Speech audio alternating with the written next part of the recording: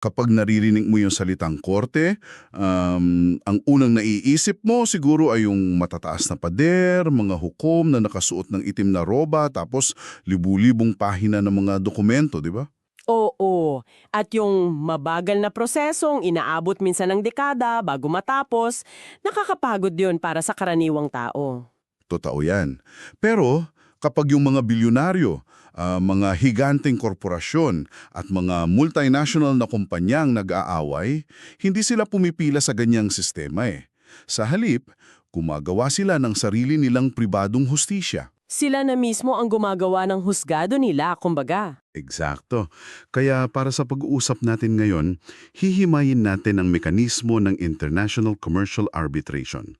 Aalamin natin kung paano nagpapatakbo ng sariling husgado ang mga malalaking negosyo.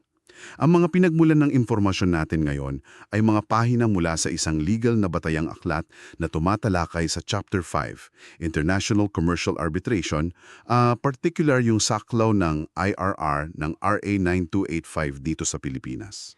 Isang napakabigat pero napakagandang topic niyan. Oo, kaya ang mission natin para sa sesyong ito, himayin yung komplikadong legal jargon para maintindihan mo kung paano eksaktong nilulutas ng mga higanting negosyong ito ang kanilang mga matinding hidwaan na hindi man lang dumadaan sa karaniwang proseso ng mga korte natin. Okay, himayin natin ito. Kapag nag-away ang dalawang higanting kumpanya mula sa magkaibang bansa, halimbawa sa isang construction project o kaya joint venture, gumagawa sila ng sarili nilang private VIP justice system. 'Di ba? Tama ka dyan. At ang pinakapundasyon kung bakit ito nangyayari, kung bakit ito pinapayagan, ay dahil mismo ang estado natin ay may polisiya na paboran ang arbitrasyon. Dito natin nakikita yung tinatawag na prinsipyo ng party autonomy. Party autonomy. Bale, kalayaan ng mga partido. Oo, ibig sabihin nito, may buong kalayaan yung dalawang partido na idisenyo kung paano nila reresolbahin ang alitan nila. Ang lohika kasi ng batas natin dito ay simple lang eh. Kung ang dalawang dambuhalang kumpanya ay may sapat na talino, pera at abilidad para pumasok sa isang napakakomplikadong international na kontrata, hindi na kailangan panghimasukan pa ng gobyerno kung paano nila aayusin yung gusot nila. Gets ko. Kumbaga, malalaki na kayo. Kaya nyo nang gumawa ng sarili nyong mekanismo. Isipin mo na lang na para itong pag-set up ng custom match sa paborito mong video game. Mahusay na analogy yan. Di ba? Imbis na sumunod ka sa default settings ng laro, kayo nung kalaro mo ang pipili ng mapa kung saan kayo maglalaban. Kayo ang magtatakda ng rules kung anong mga armas ang pwede o bawal, tapos kayo pa ang pipili kung sino ang magiging referee bago pa man magsimula yung laban. Ganito nga yung konsepto ng arbitrasyon. Sila ang pumipili ng lugar, ng batas na susundin at ng mga taong magdedesisyon para sa kanila. Pero ano ba talaga yung saklaw nito? Hindi naman siguro pwede sa lahat ng klase ng away, ano? Ay hindi. Ang saklaw nito basta tinatawag nating commercial arbitration, ibig sabihin hindi ito ginagamit para sa simpleng pagbili mo ng sapatos online na dumating na sira. Sayang, bala ko pa naman sanang i-arbitrate yung binili ko last week. Naku, hindi pwede yun. Ang pinag-uusapan natin dito ay yung mga relasyong may katangiang komersyal sa pagitan ng mga partido mula sa magkaibang bansa. Kasama rito yung mga malalaking distribution agreements, pagpapagawa ng mga infrastruktura, banking, insurance, licensing, pati ng mga joint ventures. Kapag may kinalaman sa pandaigdigang kalakalan, pasok yan sa saklaw ng international na arbitrasyon. May isang malaking dahilan kung bakit mas pinipili ito ng mga kumpanya kaysa sa mga lokal na korte natin eh. Isipin mo, kapag nag-away ang isang developer mula sa Pilipinas at isang engineering firm mula sa Japan, ayaw syempre ng kumpanyang Hapon na litisin yung kaso dito sa Pilipinas. Siyempre, baka isipin nila papaboran ng korte natin ang lokal na kumpanya. Tama. At ayaw din ng mga Pilipinong kumpanya na sa Tokyo gawin yung kaso. Kaya pumapasok sila sa arbitrasyon para humanap ng neutral na lugar at neutral na proseso. Pero teka, ang tanong ko dyan, paano kung manalo yung kumpanya mula sa Pilipinas? Paano nila masisingil yung kumpanyang Hapon kung ang mga ari-ari nito ay nasa Tokyo? hindi naman basta-basta pwedeng utusan ng isang pribadong tribunal dito sa Manila ang mga bangko sa Japan, di ba? Diyan papasok ang isang napakahalagang dokumento, yung tinatawag na New York Convention. Ito ay isang international na kasunduan na nilagdaan ng napakaraming bansa sa buong mundo, kabilang na tayo, ang Pilipinas. Gumagana ito na parang isang Universal VIP Pass. Universal VIP Pass. Ang ganda ng term na yan. Paano siya nagwo-work? Ganito yan, kung nanalo ka sa isang arbitrasyon dito sa Pilipinas at ginawaran ka ng arbitral award o yung pinal na desisyon, maaari mong dalhin yung dokumentong iyon sa Japan. Dahil bahagi ang Japan ng New York Convention, obligasyon ng mga korte doon na kilalanin ang award na iyon at tulungan kang ipatupad ito laban sa mga ari-arian ng natalong kumpanya doon sa bansa nila. Okay. So ito yung mekanismo na nagbibigay ng ngipin sa buong sistema. Kasi kung walang New York Convention, yung desisyon ng tribunal ay magiging isang piraso lang ng papel na walang silbi paglabas mo ng bansa? Ang nakakabilib dito ay nakasulat mismo sa modelo at sa batas natin na ang arbitrasyon ay magdedepende muna sa napagkasunduan ng dalawang partido. Kung walang napagkasunduan, doon lang papasok yung default rules tulad ng UNCTR arbitration rules. Teka, kung gumagawa sila ng sarili nilang sistema at sariling rules, tapos may kapangyarihan pang ipatupad dito sa buong mundo, hindi ba ito parang nakikipagkumpetensya o lumalapastangan sa kapangyarihan ng mga opisyal na korte ng bansa? Parang sinasabi ng mga kumpanyang ito na wala silang tiwala sa sistema ng hustisya ng gobyerno. Ano na lang ang silbi ng mga totoong hukom natin sa ganitong sitwasyon? Magandang punto yan. Sa international na arbitrasyon, ang pangkalahatang panuntunan pagdating sa extent of court intervention ay mahigpit na pagbabawal sa mga korte na makialam. Bawal silang manghimasok maliban na lang sa mga napakapartikular na sitwasyon na pinapayagan ng batas. Bawal talaga, wala silang say. Wala, sa pangkalahatan. Pero hindi ibig sabihin nito na magkalaban ang korte at ang tribunal. Sa halip, ang tingin ng Estado dito ay isang malaking tulong. Isipin mo, bumabawas ito sa napakahabang listahan ng mga kasong nakabinbin sa mga pampublikong hukuman natin. Sabagay, oo nga naman. Kung ang mga kumpanyang may bilyon-bilyong pondo ay magbabayad ng sarili nilang mga pribadong eksperto para resolbahin ang kanilang issue, mas magkakaroon ng oras at mapagkukunan ang mga pampublikong korte para asikasuhin yung mga ordinaryong kasong kriminal at sibil. Naiintindihan ko yung aspeto na nakakabawas sila ng trabaho ng korte. Win-win din pala, in a way. Pero ang isang konsepto na medyo nakakabaliw para sa akin sa sistemang ito ay yung tinatawag na competence of arbitral tribunal to rule on its jurisdiction. Oo, yung competence principle. Oo, yan. Sa madaling salita, ang mismong mga pribadong taong pinili bilang arbitrator ang may kapangyarihang magdedesisyon kung may karapatan ba silang hawakan ng kaso. Halimbawa, may isang kontrata. Tapos nakasulat doon na kapag nag-away sila, mag-arbitration sila. Paano kung ang mismong reklamo ng isang partido ay peke yung kontrata? Isang napaka-common na depensa niyan. Diba? Na pineke daw ang pirma niya at walang nangyaring kasunduan. Kung walang valid na kontrata, ibig sabihin walang valid na kasunduan para mag-arbitration sa una pa lang. Hindi ba dapat totoong hukom sa korte muna ang mag-imbestiga kung totoo yung kontrata bago ipasa sa mga arbitrator? Ang inaakala talaga ng marami ay ganyan nga dapat ang proseso. Ngunit sa ilalim ng mga patakaran natin, gumagana yung prinsipyo ng separability o paghihiwalay. Itinuturo ng batas na ang arbitration clause o yung bahagi ng kontrata na nagkakasundong mag-arbitration ay isang hiwalay at independyenteng kasunduan mula sa buong nilalaman ng kontrata. Wait, so kahit nasa iso ang papel lang sila, magkahiwalay ang turing sa kanila ng batas? Eksakto. Kaya kahit pa magreklamo ang isang panig na peke o walang bisa ang pangunahing kontrata, hindi nito automatically pinapawalang bisa ang kapangyarihan ng tribunal. Ang tribunal pa rin mismo ang unang didinig at magpapasya kung totoo bang peke ang kontrata at kung may jurisdiction ba sila. Grabe. Medyo mahirap lunukin iyon na ang isang tribunal na ibinase ang kapangyarihan niya sa isang kontrata ay siya ring magdedesisyon kung peke ba yung mismong kontrata. Pero gets ko yung lohika sa likod nito. Kasi kung papayagan ang mga partido na tumakbo agad sa pampublikong korte sa tuwing sasabihin nilang peke yung kontrata, gagamitin ito ng mga natatalong kumpanya bilang paboritong taktika para i-delay yung buong proseso ng arbitrasyon. Tama. Tatakbo sila sa korte, magsasampa ng injunction, at babalik na naman tayo sa dekadang haba ng paglilitis na gusto nga nilang iwasan sa simula pa lang.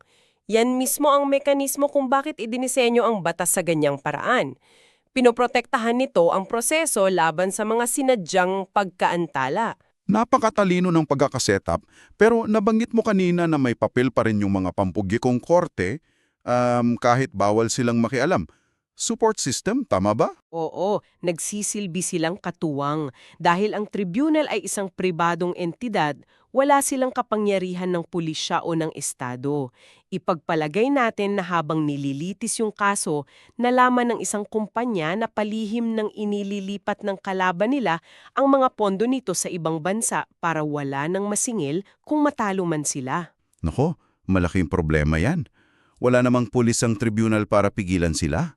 Kaya nga, maaaring mag-issue ng utos ang tribunal pero kailangan nila ang tulong ng opisyal na korte ng estado para maglabas ng tinatawag na interim measures of protection, tulad ng pag-freeze sa mga bank accounts o kaya pagpigil sa pag-alis ng isang barko na naglalaman ng mga kalakal. Doon pumapasok yung totoong kapangyarihan ng gobyerno para tulungan ang proseso ng arbitrasyon. Okay, malinaw yun. Bukod sa pagbibigay ng proteksyon na yan, laman din natin mula sa source na ang sistema mismo ay may safety net kung magmatigas ang mga partido. Halimbawa sa isang ad hoc arbitration, ibig sabihin hindi sila gumagamit ng malaking institusyon tulad ng ICC para magpatakbo ng kaso. Paano kung hindi sila magkasundo kung sinong magiging arbitrator? Sino ang aayos nun? Isa ring magandang tanong yan. Sa Pilipinas, ayon sa batas natin, kapag nagkabuhul-buhul na sa pagpili at walang napagkasunduan ng solusyon ng dalamang panig, ang itinuturing na default na appointing authority ay ang National President ng Integrated Bar of the Philippines o IBP o yung kanyang kinatawan. Siya ang may kapangyarihan na magtalaga ng arbitrator para matuloy lang yung kaso. Wow! So, may taga-ayos talaga. Mahalaga yung fallback mechanism na yan para hindi mamamatay ang kaso dahil lang sa pagmamatigas ng isang panig. Pagdating naman sa bilang ng mga arbitrator, ilan ba dapat? Malaya ang mga kumpanya na sabihing isa lang o kaya ay 5 ang gusto nilang umupo sa tribunal. Nguhit kung nakalimutan nilang isulat sa kontrata kung ilan, ang default na itinatakda ng batas ay 3. At yung mekanismo ng pagbuo nito ay idisenyo para mapanatili ang balanse. Paanong balanse? Paano ang hatian diyan? Ang isang partido ay pipili ng isang arbitrator, tapos ang kabilang partido ay pipili rin ng isa. Pagkatapos, yung dalawang napiling arbitrator na ito ang mag-uusap at sila ang pipili ng ikatlong kao na siyang magiging presiding arbitrator o ang parang chairman ng buong tribunal. Dito na magiging sobrang interesante ang lahat. Sa papel, mukhang napakapatas ng sistemang isa-isa tayong pipili tapos sila yung pipili ng pangatlo. Di ba? Pero sa totoong buhay, kapag bilyon-bilyong piso nang nakataya, madalas humanap ng butas sa mga tao Laging nangyayari yan sa malalaking negosyo. Kaya nga, paano kung yung arbitrator na pinili ng kalaban ko ay palihim na nagbibigay ng pabor sa kanila? Paano kung nalaman ko sa kalagitnaan ng proseso na yung pinili nila ay may lihim na interes pala sa negosyo ng kumpanya nila?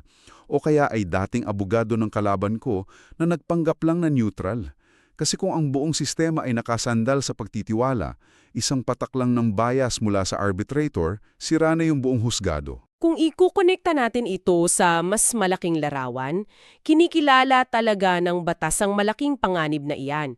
Kung walang kumpiyansa ang mga kumpanya sa pagiging patas ng tribunal, babagsak ang buong institusyon ng arbitrasyon. Dahil dito, mayroon tayong napakahigpit na patakaran pagdating sa pagiging walang kinikilingan o yung impartiality and independence. Gaano kahigpit yung patakaran na yan? Sa oras pa lang nalapitan ng isang tao para maging arbitrator, mayroon na siyang mahigpit na obligasyon na ibunyag o i-disclose kaagad ang anumang sirkumstansya na maaring magdulot ng maliit man o malaking pagdududa sa kanyang pagiging neutral. At kung may nakalusot na impormasyon at nalaman mo ito ng huli na, mayroon tayong challenge procedure na nagbibigay sa iyo ng pagkakataon patalsikin yung arbitrator na iyon. Pero ang bilis din ng timeline ng challenge procedure na ito based sa source natin eh.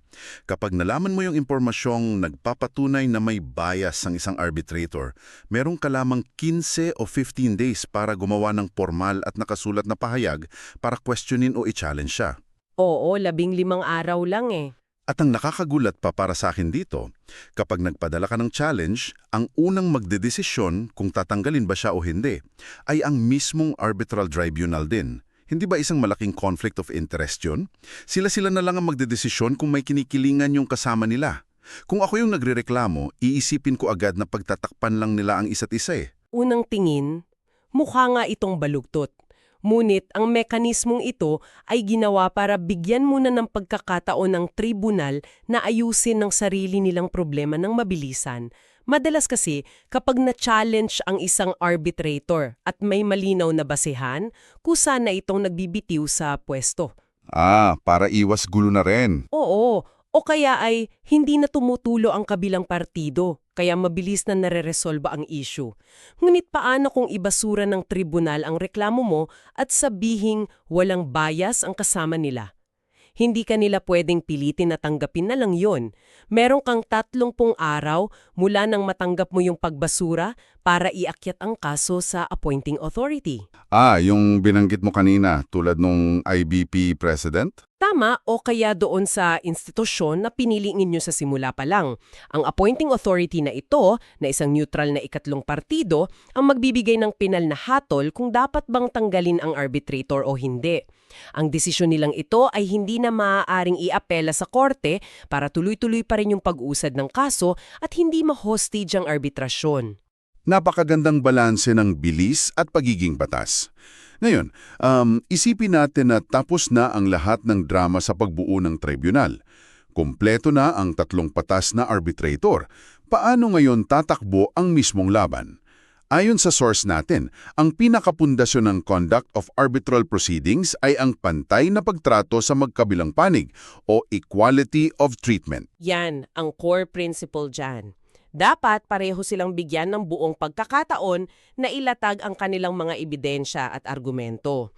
Dahil walang default na korte, ang mga partido mismo ang pipili kung saan nila gustong gawin ang pagdinit at kung anong wika ang gagamitin. Paano kung nakalimutan nilang pag-usapan yan sa kontrata? Kung wala silang napagkasunduan at ang kaso ay nasa ilalim ng saklaw ng batas ng Pilipinas, dinedeklara ng batas natin na sa Metro Manila ang default na lugar at English ang default na wika para sa lahat ng proseso. Isa sa mga pinakamalaking pagkakaiba ng pag-usad ng arbitrasyon kumpara sa karaniwang korte ay kung paano nito hinaharap ang mga pasaway na partido eh.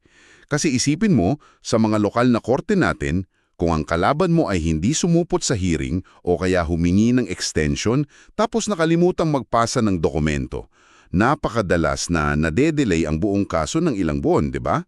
Ang taktika ng pag-ghost ay epektibo. Nako, napaka-epektibo niyan para patagalin ang kaso. Ngulit sa arbitrasyon, pinag-uusapan natin ang default of a party. Kung ang isang kumpanya nang walang sapat na dahilan ay hindi nagsumite ng kanyang sagot, hindi sumipot sa pagdinig o hindi nagbigay ng ebidensya, hindi titigil ang mundo para sa kanila. So tuloy ang ligaya. Tuloy na tuloy. Ang tribunal ay may buong kapangyarihan na ituloy ang proseso nang wala sila at gumawa ng pinanadesisyon base lamang sa mga ebidensyang naipresenta ng kabilang panig. Hindi mo masisira ang proseso sa pamamagitan ng pagiging absent. Yun ang pangarap ng sinumang negosyante na naiipit sa kaso, yung mabilis na pag-usad. At sa dulo ng lahat ng ito ay ang tinatawag na award o ang pinal na hatol ng tribunal at may mga rules din para dyan. Hindi lang ito pwedeng sabihin ng pabigkas. Kailangan nakasulat yung award, may petsa, may nakasaad na lugar kung saan ito ginawa at higit sa lahat, kailangang pirmahan ito ng mayoriya ng tribunal. Totoo yan. At ang pinakamahalagang aspekto ng award ay yung paglalagay ng dahilan o reasons. Kailangan ipaliwanag ng tribunal kung bakit ganoon ang naging desisyon nila. Hindi nila pwedeng sabihin lang na panalo ang kumpanya tapos. Maliban na lang kung talagang nagkasundo yung mga partido na hindi na kailangan ng paliwanag. Oo nga naman, kailangan mong malaman kung bakit ka nanalo o natalo. May iba pa bang exception dyan sa requirement na magbigay ng dahilan? Meron ding isa pang sitwasyon kung saan hindi na kailangan ng mahabang paliwanag o rason. At ito ay napakadalas mangyari sa mundo ng negosyo. Paano kung habang tumatakbo ang arbitrasyon ay biglang nagkaayos ang dalawang kumpanya? Sa halip na itigil lang ang proseso at umuwi, pwedeng hilingin ng magkabilang panig sa tribunal na ilagay ang kanilang kasunduan sa formal na dokumento. Parang gagawin nilang official yung settlement nila. Eksakto. Ito yung tinatawag na award on agreed terms. Ang maganda rito, ang kasunduan nila ay nagkakaroon ng parehong bigat at kapangyarihan tulad ng isang regular na award. Maari din itong ipatupad sa ibang bansa gamit yung New York Convention na pinag-usapan natin kanina. Kaya, ano nga ba ang ibig sabihin ng lahat ng ito? Lalo na para sa natalong kumpanya. Dito napapasok ang pinakamasakit na bahagi. Kunwari, natapos na ang lahat, lumabas na ang award at pinagbabayad yung kumpanya mo ng 2 bilyong piso. Siyempre, bilang isang taong sanay sa sistema ng hustisya natin, ang unang instingto ng mga abogado mo ay iaapela natin ito sa Court of Appeals o sa Korte Suprema. Ipapakita natin na mali ang naging interpretasyon ng tribunal sa batas. Nagdadala ito ng isang mahalagang tanong tungkol sa pinalidad ng hatol. Dahil ang katotohanan ay hindi mo ito pwedeng gawin. Walang apela sa merito ng kaso. Iyan ang isang napakahalagang kapalit ng pagpili mo sa arbitrasyon. Wait, seryoso? Kahit pakiramdam ko maling-mali yung pag-apply nila ng batas. Oo. Kapag pinili mong ibigay ang kapangyarihan sa mga pribadong individual, tinatanggap mo ang panganib na anuman ang maging desisyon nila, tama man o mali sa paningin mo, ito ay pinal. Ang mga opisyal na korte ay hindi itinalaga para maging tagapagwasto ng mga maling desisyon ng mga arbitrator pagdating sa mismong laman ng batas o pagkilatis ng ebidensya. Kung papayag kasi ang ganyang apela, mawawalan ng saysay ang buong sistema dahil lahat ng natalo ay tatakbo rin sa pampublikong korte. Makes sense. Kung hindi ko pwedeng questionin yung pagkakaintindi nila sa batas, paano ko ngayon atatakihin ang isang desisyon kung pakiramdam ko ay nagkaroon ng matinding dayaan? Hindi ba pwedeng kansilahin na lang yung award? Maaari kang lumapit sa korte upang maghain ng petisyon na i-vacate o i-set aside ang arbitral award. Ngunit ang mga dahilan na tinatanggap ng batas para gawin ito ay napakabigat at napakaliit lamang ng bilang. Nakatuon ito sa integridad ng mismong proseso at hindi sa kung tama ba ang mismong hatol. Ano-ano itong mga dahilan na ito? Una, maaari itong i-vacate kung nakuha ang hatol sa pamamagitan ng korupsyon, pandaraya o fraud. Pangalawa, kung may malinaw at nakikitang pagkilingan o evident partiality sa bahagi ng tribunal. Para malinaw natin yung evident partiality o misconduct na yan, hindi ito yung simpleng pag-reject nila sa isang ebidensya mo dahil sa tingin nila ay hindi mahalaga. 'Di ba? Ang tunutukoy dito ay mga matitinding sitwasyon. Halimbawa, sinadya ng tribunal na hindi ka payagang magdala ng kaisa-isa mong testigo na magpapatunay sa kaso mo, habang yung kalaban mo ay pinayagang magsalita ng walang limitasyon. Di ba? Pwedeng i-vacate ang award kung lumampas ang tribunal sa kapangyarihang ibinigay ninyo sa kanila. Halimbawa, ang pinag-aawayan ninyo lang sa kontrata ay tungkol sa delivery ng materyales, pero nagdesisyon ng tribunal na pati yung pagmamayari ng luka ng kumpanya ninyo ay ililipat sa kalaban. Wala silang jurisdiksyon sa lupa, kaya pwede itong ipabasura. Eksaktong mga ganyang senaryo ang tinitingnan ng korte. Labas sa mga piling dahilang iyan, nakatali ang mga hukom. Hindi nila pwedeng baliktarin ng award. Ngayon, paano kung hindi naman dayaan ang nangyari, kundi simpleng pagkakamali lang? Halimbawa, tama naman ang hatol, pero nagkaroon ng typographical error sa computation ng babayaran o kaya maling pangalan ang naitype sa dokumento. Naku, kadalasan nangyayari yan. Pwede bang baguhin yon nang hindi na dumadaan sa korte para magpavakit? Oo naman, para hindi na umabot pa sa mahaba at magastos na proseso ng pagpapavakate, naglagay ng mekanismo ang batas. Meron kang limitadong oras, 30 araw mula nang matanggap ang award para hilingin sa mismong tribunal na itama ang mga clerical at typographical errors na ito. Pwede rin sa loob ng parehong 30 araw na yon na humingi ka ng interpretation sa isang particular na bahagi ng kanilang desisyon kung medyo magulo ang pagkakagawa. Napaka-practical. Bale, ang buong sistemang ito ng International Commercial Arbitration, mula sa kalayaan mong pumili ng mga arbitrator, ang limitadong kapangyarihan ng mga korte na makialam, hanggang sa napakahirap na proseso para mabago ang pinal na desisyon, ay isang napakalinaw na patunay kung paano gumagalaw ang malalaking negosyo sa buong mundo. Ito ang pribado, tahimik at mabilis na makina na nagpapanatili ng kapanatagan sa pandaigdigang kalakalan natin. Oo, ipinapakita nito na pagdating sa komersyo, mas pinapahalagahan ng bilis, pagiging pinal ng desisyon, at ang kakayahan ng mga eksperto na intindihin ang komplikadong industriya kaysa sa perpetong interpretasyon ng batas na inaalok ng mga pampublikong korte na minsan inaabot ng maraming tahon. Nakikita natin araw-araw na ang mga ordinaryong away sa lupa ng mga magkakapitbahay o kaya ang mga kaso ng mga manggagawang hindi nabayaran ng tama, inaabot ng dekada at nabubulok sa mga pampublikong hukuman dahil sa dami ng kaso. Nakakalungkot, pero totoo yan. Samantala, ang mga bilyonaryo at malalaking korporasyon ay nakakabili at nakakagawa ng sarili nilang mabilis, pribado, at dalubhasang hustisya sa pamamagitan ng arbitrasyong ito. Kaya iniiwan ko ang tanong na ito sa iyo. Nagdudulot ba ito ng dalawang magkaibang uri ng batas at hustisya sa mundo? Isang napakahusay, episyente at pasadiyang sistema para sa mga mayayaman at isang siksikan, mabagal at nakakapagod na sistema para sa karaniwang tao. Pag-isipan mo yan. Hanggang sa susunod na pag-uusap.